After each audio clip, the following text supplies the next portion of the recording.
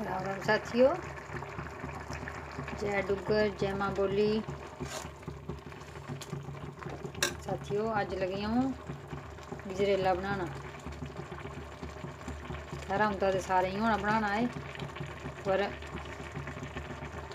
मेरा तरीका सादा सादा होंदा। मतलब कि जेके बजाय ज़्यादा काजू बदाम जेके नहीं पाई सकदे वो भी बनाई सकदे। एह्दे आस्तै थोड़ा घ्यो च तड़कनियां गाजरां छूरियै ते थोड़ी मलाई होऐ तो मलाई पाओ, नेईं तो दुद्ध पाई सकदे तुस अद्धा किलो सारा। ते में ते खैर थोड़ी मलाई गै ही, कोई 100 ग्राम सारी मलाई ही, ओह् पाई।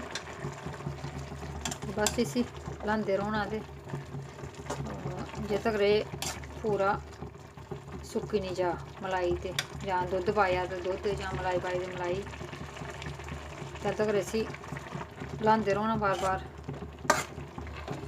ते अगर काजू बदाम होन ते थोड़े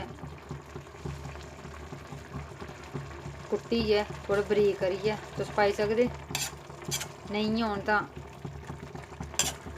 नेईं भी चलदे, खंड पाई ओड़ो तुस शैल। ते ग्रां च ज्यादा दुद्ध धंधाले दा मज़ा होंदा ते प्योर दुद्ध होऐ ते गल्ल गै केह् भी।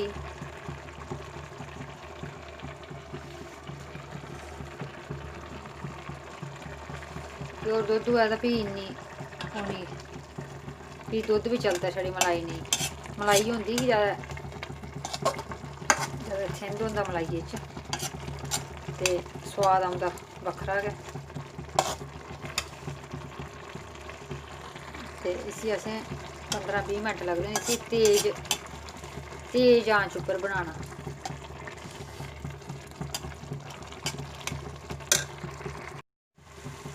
देखो साथियों, एह् लगभग बनी गै गेदा।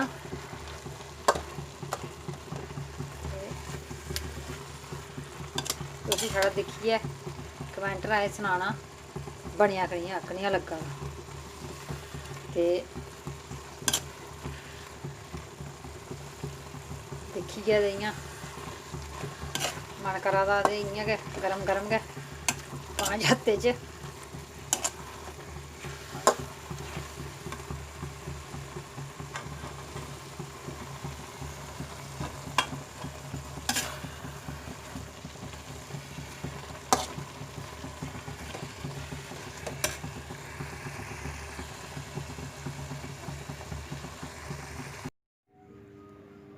लाओ साथियों, गजरेला तैयार होइया बनियै ते हून इसी तुस भी करो कोशिश बनाने दी। ते मता किश नेईं होऐ पाने आस्तै ते दुद्ध पाओ।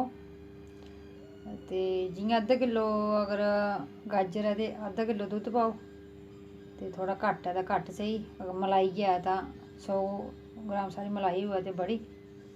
ते दिक्खो रंग दिक्खियै ते बड़ा गै मन करा दा खाने गी इकदम।